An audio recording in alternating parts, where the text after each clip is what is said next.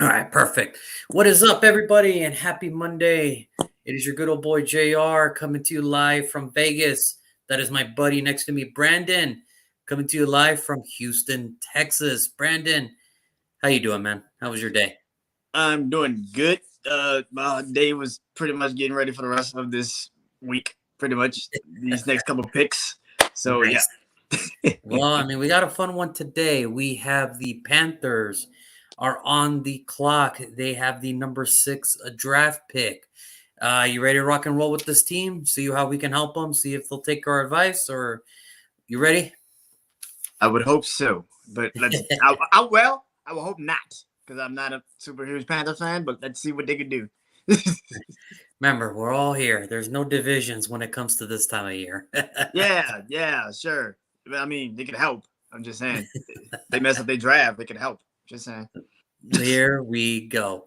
So, second year under Matt Rhule, they finish an abysmal 5-12 year with the 29th offense. And second, their defense was number 2 in sacks. Unfortunately, the whole team as a unit as a whole was ranked 21st. It is that's pretty sad when you really think about it. It's just being that the offense could not get anything going here. And I hope their defense gets better because the last 2 years they have invested heavily on that defense. I mean, goodness gracious, they have invested heavily on that defense, man. So let's just recap their draft picks from last year, 2021. Sticking with another defensive player. All right, 2020, they drafted all defensive player. Flawless. What's going on, my man? They've drafted everybody on defense. Well, they continued the trend with their first pick at round 1, pick number 8. J.C. Horn, the cornerback out of South Carolina. Now, unfortunately, he only played 3 games until he got hurt, but the promise was there. He looked like a number 1 corner, with 5 tackles, 1 interception, and 1 pass deflection. He looked like a number 1 corner. He was shutting those guys down. 3 games into the season, that was it. Yep. That was kind of it. Now, if you know me, I love the player. I don't love the fact of where he went. I do not think that corner was the thing at need at that time. When you trade for Sam Darnold, you said that you were going to try everything in your power to try to make it better. Well, you didn't really help him by doing anything. I understand that Penny Sewell got picked up at number 7 right after, or right before, but I could name you a couple offensive linemen that were still there that probably would have probably helped you. Nobody important, just Rashawn Slater, an amazing left tackle for the now Los Angeles Chargers. You Juan, know, Juan. It's okay. It's okay. You have to let it go. it's not that I'm not mad at it. It's just Matt Rhule came in trying to change the whole offense, trying to bring in everybody. He brought in his buddy Brady, not Tom Brady, but his buddy Joe Brady as offensive coordinator, and they have done nothing to improve this offense whatsoever. It looks just as bad than when Cam Newton originally left. Like, it looks just as bad. And they even re-signed him because they needed some help at quarterback. They re-signed him and it still didn't do anything. They traded for Sam Darnold and their offense still stunk. In your second year, I would expect that offense to pick up because that was your MO, that was your MO, and you decided to go a whole draft and a pick on defense. It's like, look, I'm not knocking the fact that you're trying to improve your defense, but you were brought in to bring in the offense, and you being third to last or second to last in your 2 years kind of tells me maybe you're not that smart on offense after all. So that was my thing. I'm not dissing the pick. I'm just saying they keep saying, well, we're going to help Sam Darnold every way. How? Well, here's how we're going to help him. We're going to draft the guy who played opposite Jamar Chase, Terrace Marshall, the wide receiver out of LSU. Really? That guy? Mr. 17 receptions, 138 yards? That is 1 reception a game. One. That's 1 reception a game. That is what you got in your investment in your second rounder. Then we're going to get Brady Christensen in the 3rd round, the offensive tackle. The guy who was, the blindside protector for Zach Wilson. And you don't even start him. He's your backup. Why? Because you want veteran presence. Well, your veteran presence and your film study absolutely suck, Matt Rhule. It absolutely sucks. All right? Sucks. And I can say that right now. Now, the funny thing about it is, in the 4th round, they drafted a running back, Chuba Hubbard, the running back out of Oklahoma State, who actually ended up being the rushing leader of the team because Christian McCaffrey went down. He ended up getting 612 yards, 5 touchdowns. Now, he also did tally up 25 receptions, 174 yards, and 1 receiving touchdown. So not all was lost in this draft class, but what did you do right then? You went back to defense. Davion Nixon, the defensive tackle out of Iowa, 9 tackles, 1 sack. 3rd string defensive tackle. Woo-hoo. Keeping it going with that defense that you also love because you think you could turn anybody into an offensive, weapon. You went Keith Taylor, cornerback out of Washington. 38 tackles, 1 forced fumble, 3 pass deflections. 3rd string cornerback, by the way. Then Deontay Brown, who should have been drafted higher in last year's draft. He should have been drafted higher. And they gave you a gift. You have him as a backup as well. Why? Because you think the veterans that you have there were better, even though Sam Darnold was running for his freaking life all year. No, then we're going to double down on wide receiver, getting Shee Smith, the wide receiver out of South Carolina. Well, he must have practiced with J.C. Horn, so he might as well get something, right? 6 receptions, 104 yards. Then round 6, sticking in the 6th round, 18 picks later, you take a long snapper, Thomas Fletcher. You at least have to get that one right. He has to be the starter, right? Backup. You have a backup long snapper. And then with your last pick, Phil Hoskins, defensive tackle out of Kentucky, 7th round pick, 10 picks later, 4 tackles, 1 sack. I'm starting to believe that Matt Rhule was probably not the right guy for this job. I think he got a little too big over his head, thinking that he can turn that Baylor offense. Well, if these college kids can run it, then these NFL pros can run it. Yeah, but this is the NFL. This isn't the Big 12. Their defenses are a little tougher, Matt Rhule. I mean, I don't know if you noticed that, but, this ain't the Big 12 where there's no defense whatsoever. So, the only godsend that's working for you, and it's not even because you make him fit in your system, is because he's just really good at football, is DJ Moore. That's your only good offensive weapon that you have. 93 receptions, 1,157 yards, and 4 touchdowns. The NFL cut you a break by having DJ Moore. So I'm going to ask you, Brandon, it's not really a matter of if or when.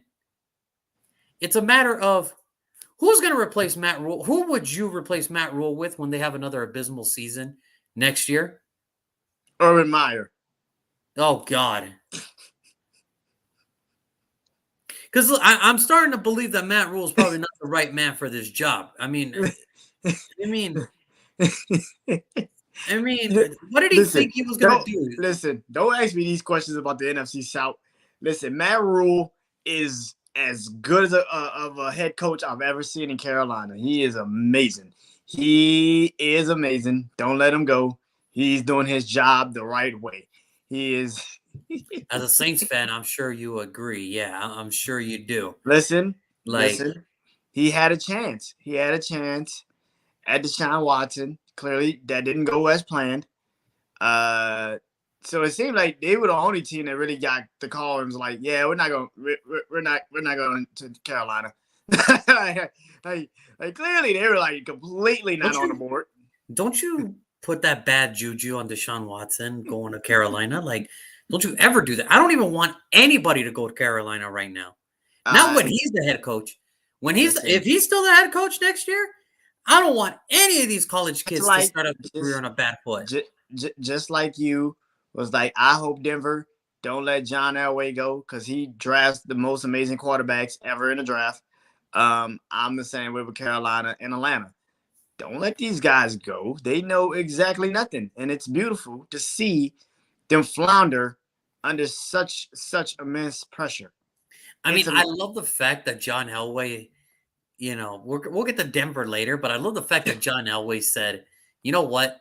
I don't know how to draft these guys anyway, so I'm just going to give up my draft picks and just get an elite quarterback to save my ass and to save my job again. We got 3 picks. We got 3 picks to go.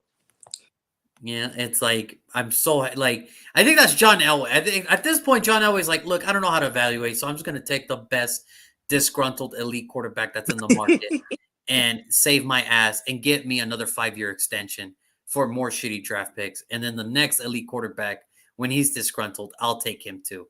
But this is Carolina we're talking about. And listen, not to say that I didn't like the Matt Rhule hiring at first. Not to say any of that, but I give these guys every chance. But after 2 years, I'm starting to see a trend.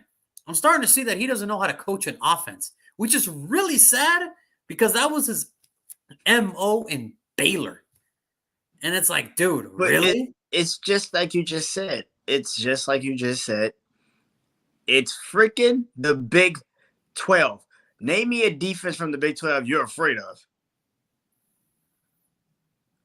Exactly. I'll get back to you. Exactly. See, that's the thing. It's the Big 12. Nobody really knows what the hell that is. They don't play defense there. They score 50 points a game. That's what happens. And then Baylor plays against a team in like the Sugar Bowl, like a Georgia somebody, and get their ass whooped. This is what happens. It's obvious. Do I think Matt Rhule is a great head coach? Hell no. For me, he's just like Matt Nagy. You just got lucky.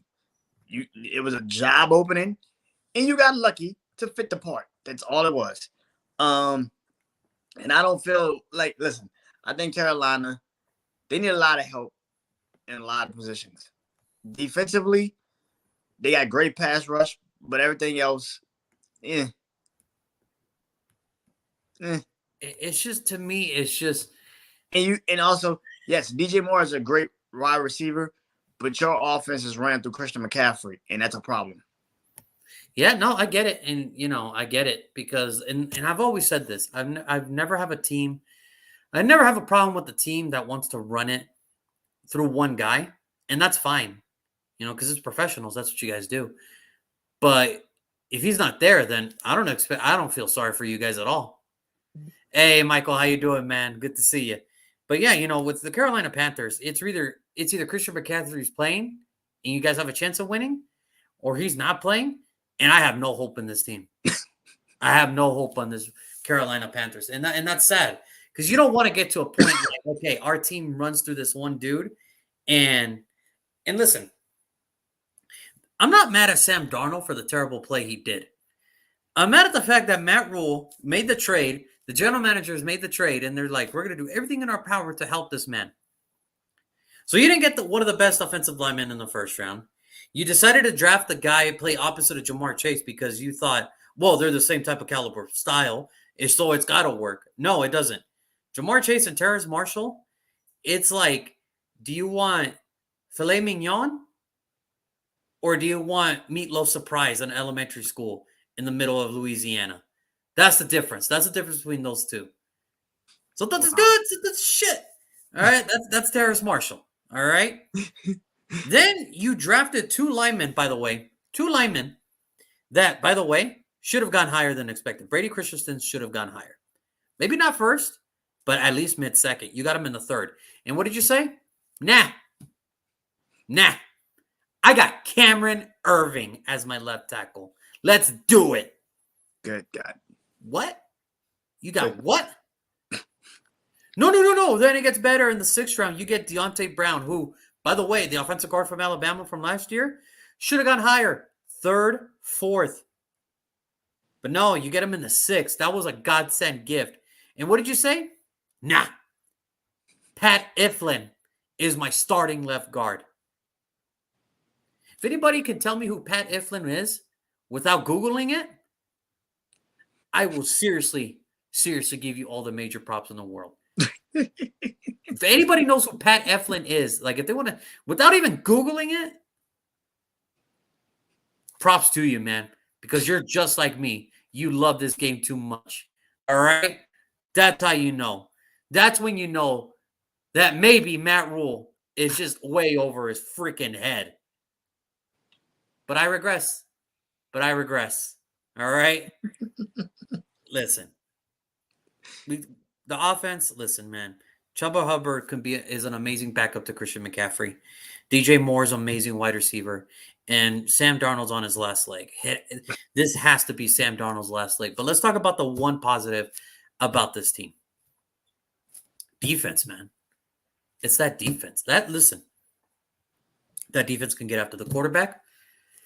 The defense can stop the run. The problem is they couldn't stop the other team from scoring. They were 21st in allowed points, but they were number 2 in sacks overall. Listen to me. Jeremy Chin is one of the better safeties in this league. And you're wasting his early careers because you can't put an offense together. 107 tackles, 1 interception, 5 pass deflections, a forced fumble recovery, 1 sack. That's one hell of a fucking safety to do everything. And it's a problem when your safety is leading your team in tackles.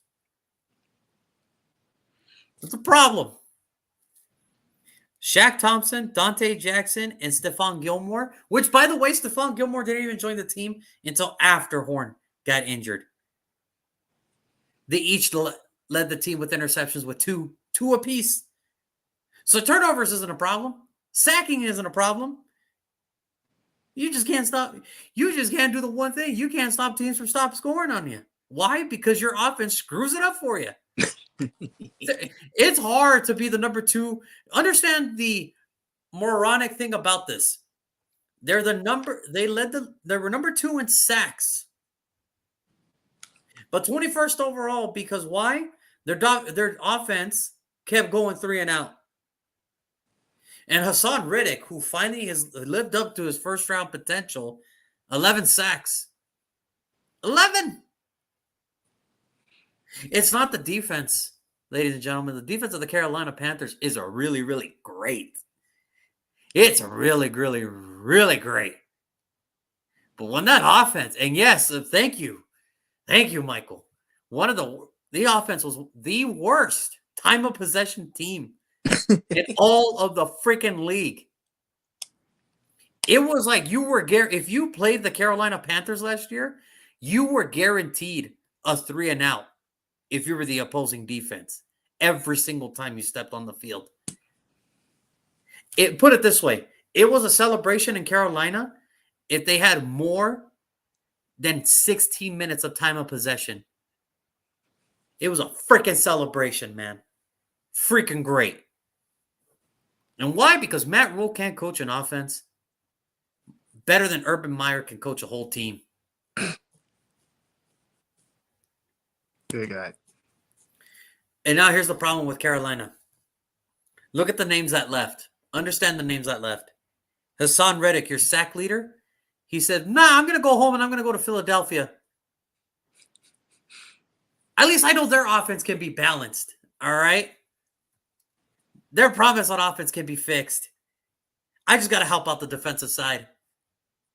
Daquan Jones, the defensive tackle, said, I don't want the starting money. I think I'll be a rotational guy in Buffalo. I'll take less money to join a winning organization. Amir Abdullah said, you know what? I know there could be injuries to these running backs, but I'm out. I can't do it with Matt Rhule. I can't do it. I'm sorry. Jermaine Carter is now leaving for Kansas City. And what did you do? What did Carolina do to at least make it better? At least they got better in some areas. You brought in Rashard Higgins from Cleveland. You know what? He has his moments. Mm-hmm. He's never going to be a number 1, and he's never going to be elite. But he has his moments, and sometimes that could come for you in handy and tight situation games. Now, I will say this. I give them all the props for finally coming through their promise for signing Austin Corbett, the guard from the Los Angeles Rams. All right. At least I could say that they did their due diligence and try to freaking make this work. They got Xavier Woods, the safety from Minnesota. Johnny Hecker, they finally have a punter in Carolina. They finally got a great punter. Special teams, you can't even do that right either. Damian Wilson, the linebacker from Jacksonville, said, man, if you all signing me, that means you all really need some help here. Matthew Ioannidis, all right? Oh, defensive tackle from Washington. The guy is very underrated, and he said, yes. you know what? I'll take my chances with Carolina. And, you know, I would say J.C. Treader would be nice, but I think they already agreed with the center, Bradley Bozeman from Baltimore. He ain't the best. He ain't the damn worst. Yeah. I mean, J.C. Treader will probably – I know J.C. Treader's a better center. But now you're stuck, and then you re-sign Dante Jackson. Good. You finally made some right move. You got Rashawn Melvin back. You signed Justin Barris. And then you got Silstra. Brandon Silstra, the wide receiver. So where am I going with this for Carolina fans? Where am I going with this? Screwed. Y'all need to start petitioning for Matt Rhule to get the hell out of Carolina. How you guys went from Super Bowl hopefuls to this, it's embarrassing. It is embarrassing to think that you thought Ron Rivera was the problem. Ron Rivera was not the problem. Ron Rivera made a choice. He said, give me time and let me find my other quarterback because Cam Newton is shot to shit. And what did Carolina do? They brought Cam Newton back because they thought it would rejuvenate him. Oh, he was back all right. Back to stink it up. So Carolina fans out there, if you ever watch this, if you ever listen, please, for the love of God, start petitioning to get Matt Rhule the hell out of Carolina because he is burning this franchise to the ground. Brandon, the floor is yours, man. I said all I could say, man. So I wrote down good for Carolina this season that just passed. Defense, like you said, that's the only damn thing I saw positive on Carolina. That's it. I cannot I play them twice a year, so I can literally say their defense was stout. Bad. Everything else. Everything else. Kicker, quarterback, running back, offensive line play. I mean, look, the offensive line was literally 31st, 32nd ranked. Yeah. On Pro Focus Football. Like, come on, man. Like, that's a problem. Like I said, Christian McCaffrey goes down after, I think, the third game, and that was the end of their season. Well, actually, the fourth game, and that was the end of their season. DJ Moore is a bright spot, and that's a good thing. That's a good player. DJ Moore, he's a key player. But then you have absolutely nobody else that even comes close to the level of talent of a DJ Moore. So, to me, yeah, Carolina is screwed for a moment. And it is so sad to think that because they're not. Like, their wide receiver room is actually pretty good. It is. When you have a Robbie Anderson and a DJ Moore as your 1 and 2, you got to be able to do damage with that. Yeah. You have to do damage with that. And now you bring in Rashard Higgins, you got to do damage. You have to. Yeah. You have to do something because it's just embarrassing to know that the offensive guru in Baylor that offense looks like a damn peewee offense. It is so sad. I'm not even giving the credit of high school because he doesn't even deserve that. Doesn't even deserve that. I got no problem with the Carolina Panthers. You know, I got none of them. I respect the franchise as a whole. Not even JV? Can't give him JV? Man, I can't even give him JV. Screw that. Oh, God. Okay. Screw that. All right. I can't even give a freshman. Let's put it that way. You and Pop Warner. Good God. Okay. No, Pee Wee, man. It's like I mean, he looks like a brand new head coach every single year. And it's going to be his third year, and he looks still lost. Yeah, he looks like a deer in He's headlights. I can agree. he's like the poor man version of Mike McCarthy. All right. It's like, dude, it's embarrassing to see you make these decisions. It hurts me to see Panther fans go through this because they deserve much better than this. It would hurt me if it wasn't in my division. I could care less. I hope you suffer. YMCA 7 versus 7. No, I can't do it. Because even then, they have a sense of urgency, damn it. I can't even do that. So, I don't know, but I'm going to be honest with you, and this is coming straight from the heart. I don't think if Matt Rhule comes off losing, he's not even going to make it through the year. Depending on how the schedule comes out, I give him till their bye week. If they're 4 games under 500 or whatever, I got to say goodbye. I can't do this. I cannot do this. There's just no way I can do this anymore. So you're saying you're pulling a Matt Nagy? Oh yeah, you have to. You have to. Because I have been saying, I said that all last year of Matt Nagy. I said it's time for him to go. People thought I was crazy. I was like, Matt Nagy needs to go. Who the hell wants him to be their head coach? Jordan Tepper, one of the richest owners in the NFL, is not going to stand by this anymore. He wants to win. He's trying to make amends to the city of Carolina that happened so much on the field and off the field. That happened so much. This man's trying to make amends. And when you put a shitty team like that and your coach is shitting it's not a shitty team. I'll take that back. It is not a shitty team. It has some good. You give a respectable head coach that team, they'll be competitive. Yeah. That is a man that is in charge, that is way over his head and doesn't deserve to have a headset in the NFL. Does not deserve it.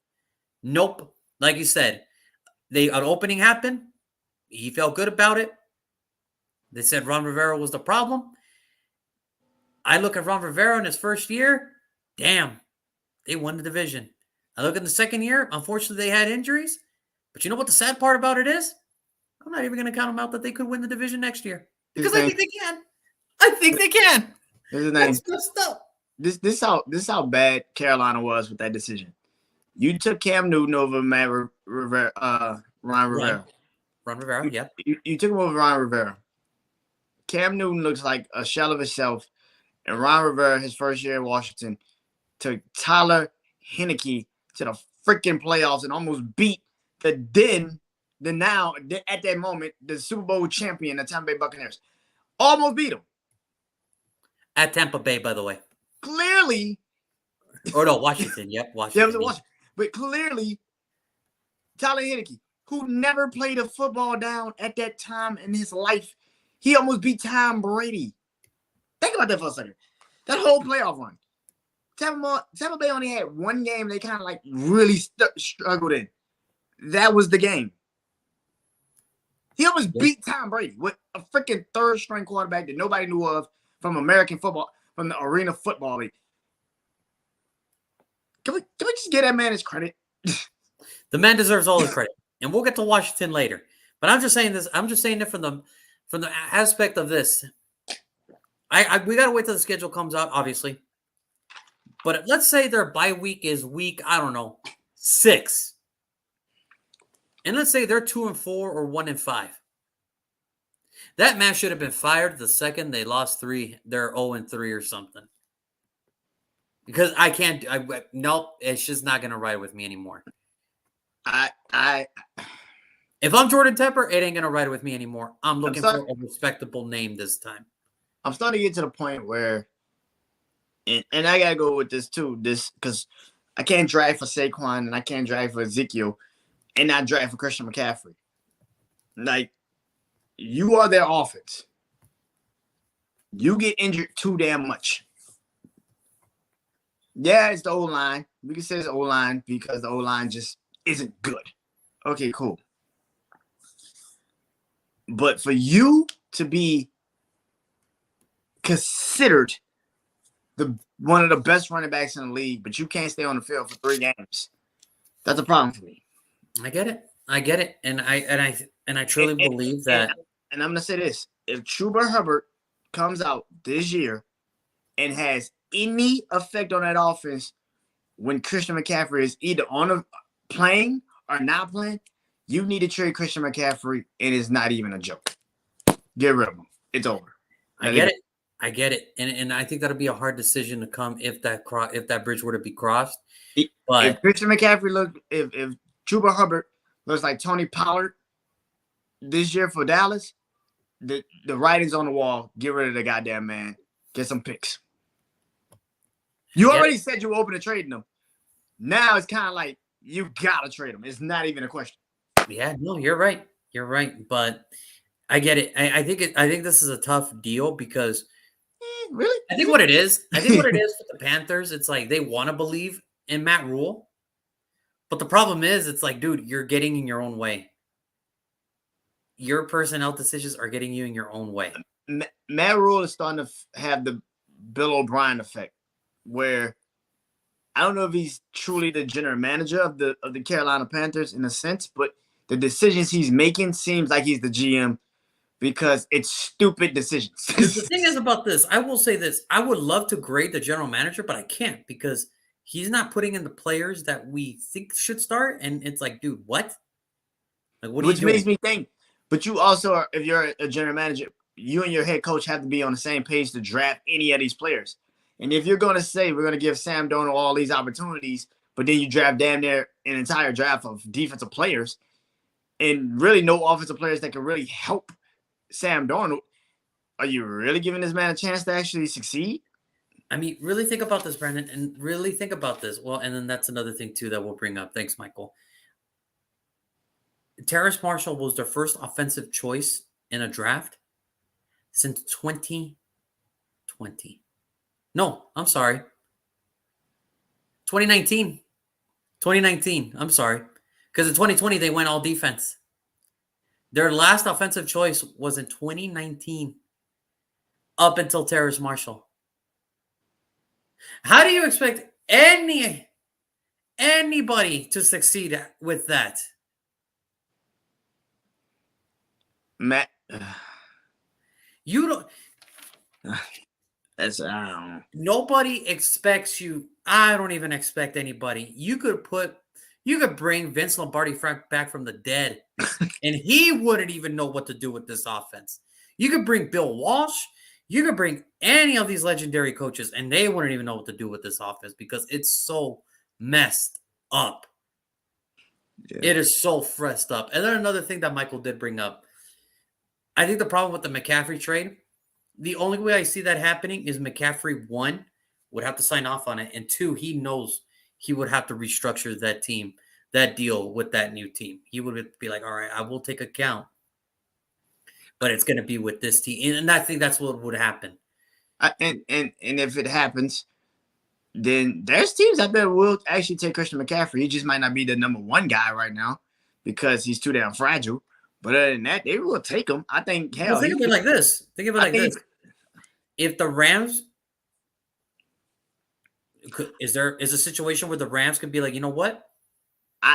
Let's do this. I believe it's an LA team, but I don't think it's the Rams. I think it's the Chargers. I think if it's the Chargers. Austin Eckler's still there. I think. Christian McCaffrey's a bigger Austin Eckler. Or, I keep saying it. What if San Francisco is in play for an elite running back this offseason? They're just waiting for the right time, maybe the right price. No, I can see it. I think that San Francisco 49ers might get a running back in the draft, but it will be probably like an elite. I can see Zeke, Saquon, or Christian McCaffrey going to San Francisco. I can see it. And that's the thing, because it's like, what if these teams are really think about this. There's a couple teams out there. I'm just saying, what if Buffalo made the call? I don't think Buffalo does it because I think they finally found their running back. Devin Singletary has become their guy. Yeah, I get it. But what if there's a chance? I mean, are we going to really sit here and say Devin Singletary or Christian McCaffrey? I'll still go Devin Singletary. Oof, that's hard. That's I was hard. still, I was still That's go Devin harsh. Singletary. Reason why? Because Oh, he's what about bigger. this? Oh, okay.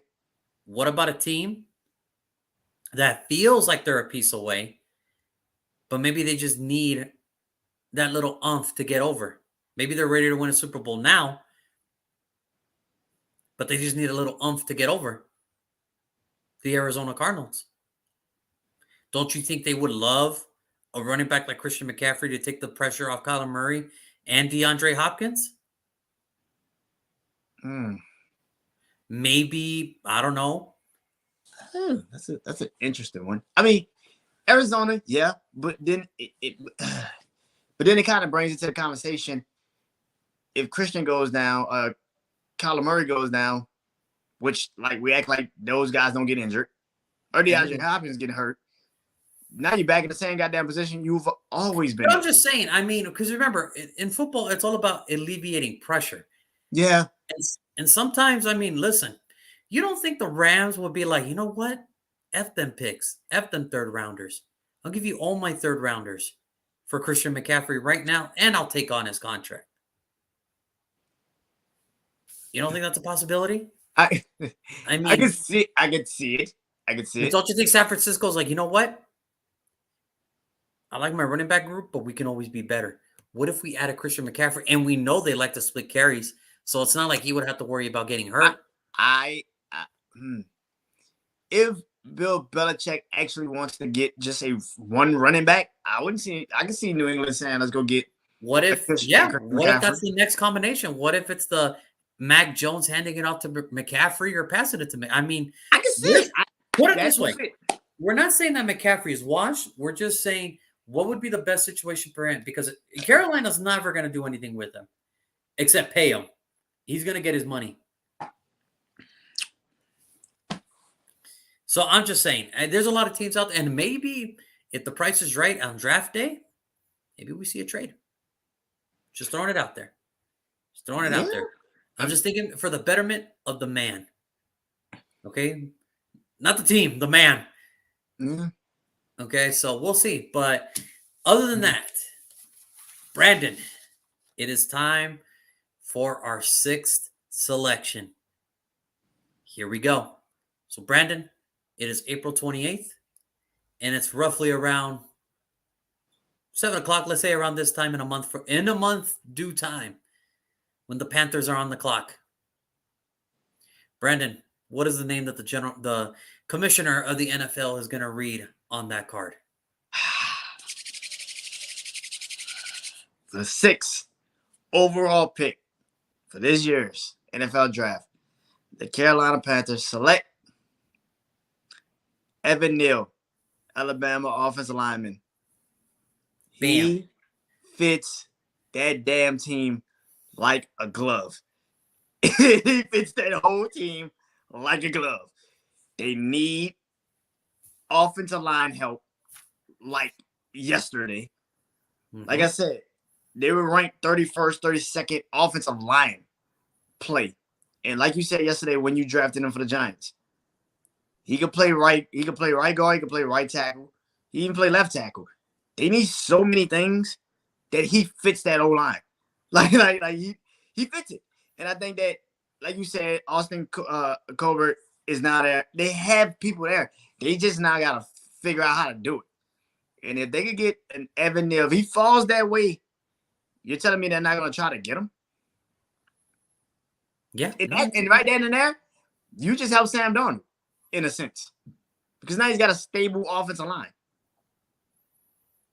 Yeah, no, and I think with that though, I do like the Evan Neal pick. You know, I think that would be a great addition. But at that point, I think he would most likely fit at the left guard because remember, Taylor Moton is a veteran right tackle, and they favored him, and he's one of the better right tackles in the league. But here's the thing. So they're not going to move him. But here's the thing. If you're Matt Rhule, do you really have a choice?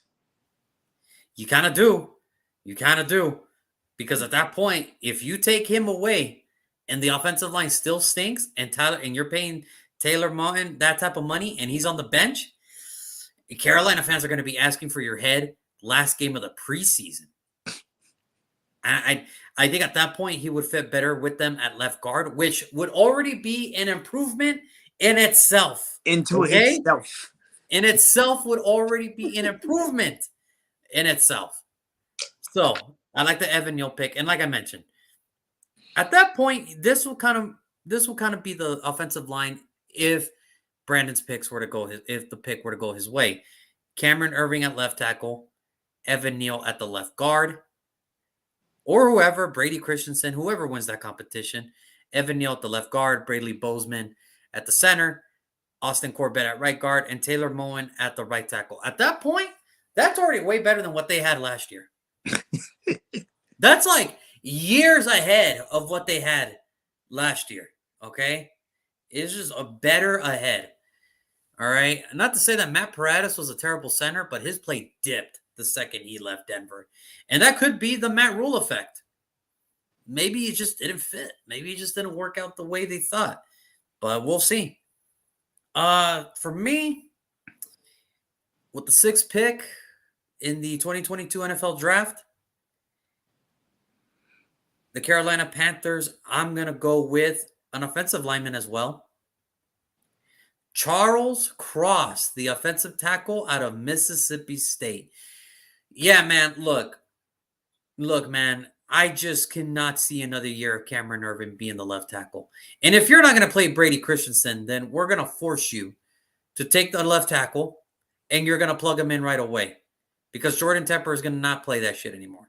And at that point, who's to say that Brady Christensen can't compete for the left guard position against Cameron? It's not like Cameron Irving is like going to blow anybody away, okay? He had his time. It didn't work out. He went to a new system. We figured, okay, maybe this new coach.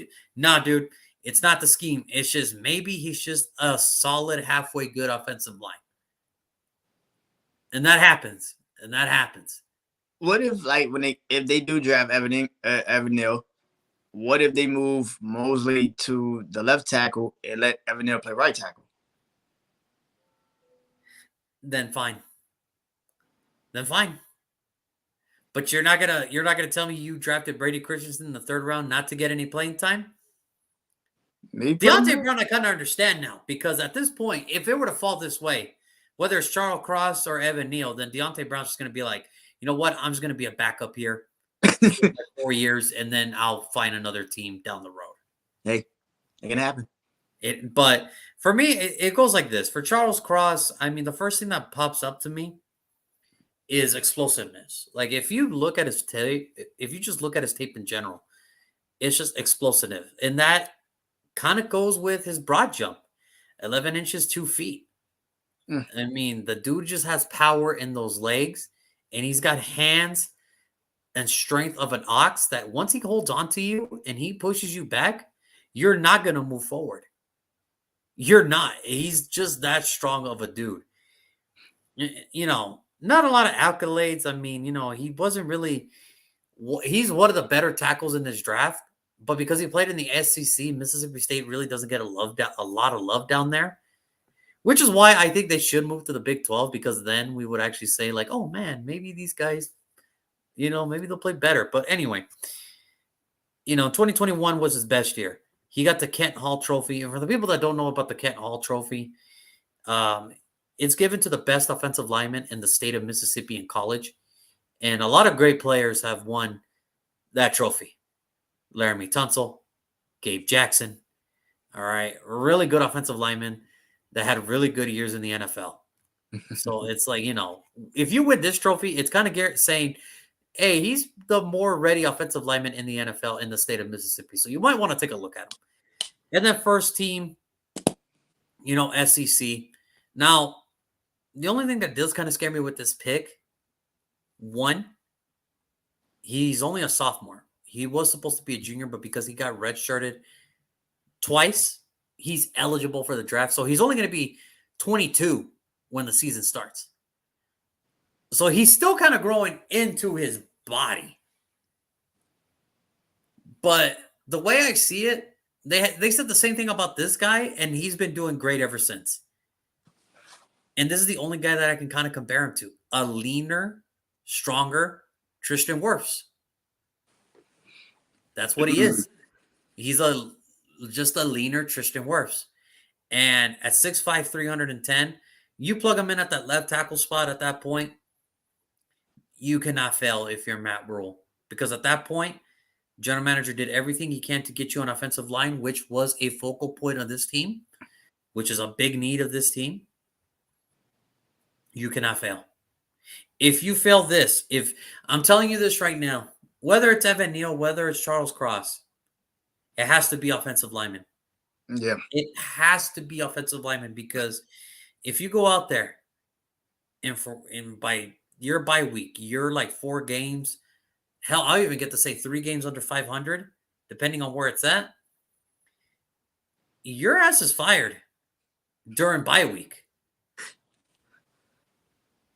You need to give yourself a chance, and this is the best chance the Carolina Panthers can give themselves. Give themselves an offensive lineman, and at that point, you either know that Sam Darnold's your guy, or you accept the fact that you put everything around him and it didn't work out, and you can draft a quarterback early next year, or you can sign one depending if somebody leaves for free agency, like I don't know, a Derek Carr, maybe a Kirk Cousins. Maybe, I don't know. There's maybe a name out there that could be a surprise cut that we don't know about, and it could happen. I'm just saying.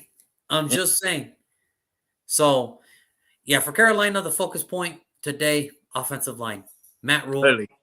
Matt Rhule. Figure it out. Because if not, don't worry. You don't have to worry about having a job. You have to worry about if college will take you back. And see what they'll do. But other than that, I mean, that's our show. So we got another one. Who thinks is better for the fit for the Carolina Panthers? Evan Neal or Charles Cross? Evan Neal comes in with versatility. Charles Cross is a boomer bust, but they need to take it because they're just in that dire need of situation. So who would you rather have? Charles Cross or Evan Neal? Let us know in the comments. I'll put the poll up on Instagram. That's going to do it for today's episode. Tomorrow, the Giants are on the clock again. However, we're going to be talking about the Chicago Bears because that was their pick. We're just going to be making the selection for the Giants. So we're going to talk about the Bears and what they can do now that the Matt Nagy era is over. Khalil Mack is gone. Akeem Nicks is gone. That defense exploded, and that offense still looks terrible. Is the new guy going to be okay with this? What's his plan? How long do we believe that he's the right man for the job? We don't know, but we'll discuss all that tomorrow. As again, I want to thank Brandon for always joining me. As always, I want to thank everybody in the comments section here on YouTube and on Instagram Live. Michael, Miguel, everybody that tuned in today. Thank you so much for tuning in. Tomorrow, it's all about the Bears. The Giants will make the selection, however. Let's see how we go about this time. We both had different picks. I assume we're going to have different picks again tomorrow. We shall see. What happens now? So we're going to see how that works out for us. We shall see. Other than that, it's good to see you guys. We'll see you guys tomorrow. Brandon, thank you, my man. See you tomorrow. Everybody else, peace.